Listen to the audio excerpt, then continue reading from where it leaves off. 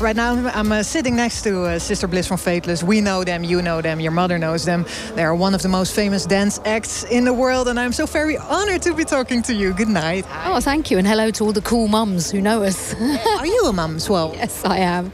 Yeah. Are they here, your kids? No, my son's 18. He's just started his first job. So he, of course, was desperate to come, but I said, no, boy's got to work, man. Does he also have the music gene?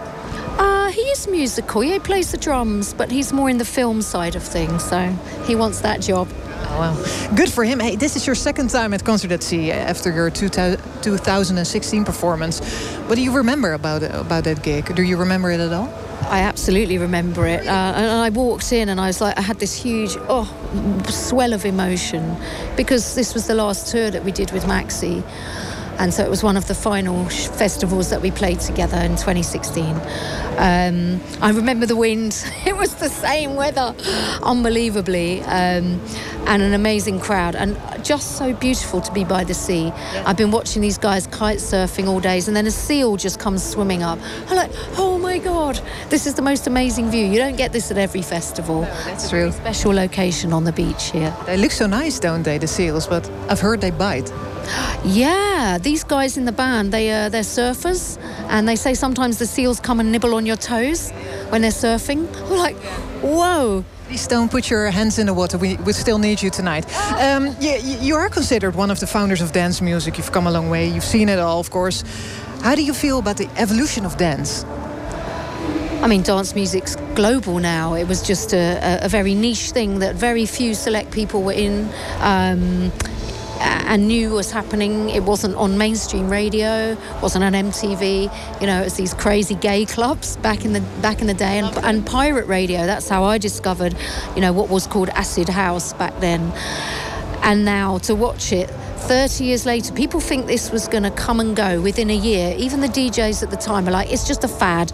You know, it's like funk or disco, kind of has its moment. You know, there's some records that endure, but as a social movement, as a musical movement, kind of blows my mind that 30 years later people are still raving, still creating dance music, creating new genres within dance music, from grime to drum and bass, you know, techno, tech house, all the different subgenres within that, Latin house, tropical house, you name it, there's a genre. And of course, you know, Rotterdam, really hard house. Yeah. I am from Rotterdam, actually. We always had the dance parade. Oh, fantastic. Yeah, it was so cool. But I think I've heard drum and bass coming around again.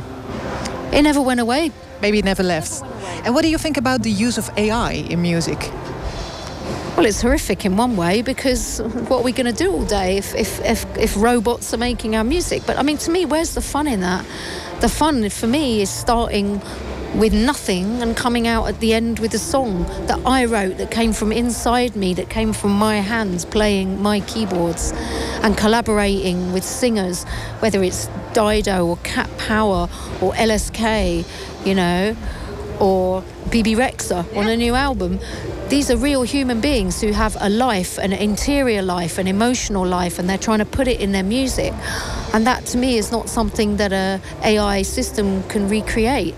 So for me, that magic will never be lost. And also, the fact that we have a live band and that we are touring again after 8 years and not really expecting to tour again, you can't replace that with AI either. The feeling of us in a huge festival like this, or even in a club with 1,000 people, you can't replicate that human connection. So for me, I hope that AI might be helpful alongside some processes, but the idea of people who've trained for years and years and years to learn a musical instrument, to learn how to songwrite or to sing or to be an artist or to write scripts, to be replaced, is the wrong path. I always wanted to see if AI could maybe do my dishes and my laundry and not do my job, actually. Yeah, exactly. We could pray that AI takes away from some of the mundane jobs in life. But really, we need people working to pay tax to fund an ageing society in the West where not enough young people are being born. We have a demographic crisis about to explode, and we're sleepwalking into it if suddenly millions of people become unemployed. You know, it's kind of crazy. I mean, I don't live to work, but my work is also my life, because I'm lucky enough to do something that I enjoy and I have some autonomy within. And there are lots of people doing hideous, boring, awful jobs, but they need to put food on the table. How are governments going to feed people if they're not working because they've been replaced by AI? I mean, to me, it needs really careful thought and consideration and legal structures around it so that people's livelihoods are protected. Especially for me, my world is the creative industry, so that's what I know more about. I don't know about office jobs, but I know about my industry. And I know, well, I mean, you know what, being in a band, there is a lot of office admin to do and emails all the time. But you know what I'm saying. For me, you just see what happened in Hollywood. The whole film industry contracted. There was a writer's strike in SAG-AFTRA. People don't want actors to be replaced by AI actors. And they don't want scripts to be replaced by AI script writers. They want people who write from human experience, not a second-hand facsimile of human experience. But anyway, it's not really so much to do with Faithless. Luckily, we're here in person with a real live band, with real instruments and real people in concert at sea, and I am so blessed. I'm so delighted that we've been invited back. It's very special, and it's very, like I say, it's emotional because I was here with Maxi. I'm walking around and I can see him here. We were in that dressing room, you know, together. He will be here. He was always here. He will be here tonight in our hearts as well. Thank you so much, and good luck tonight. Yeah, thank you so much. I'm very excited for this show. It's going to be, they're so beautiful, and the music's been great all day. We're gonna go mental, so you know.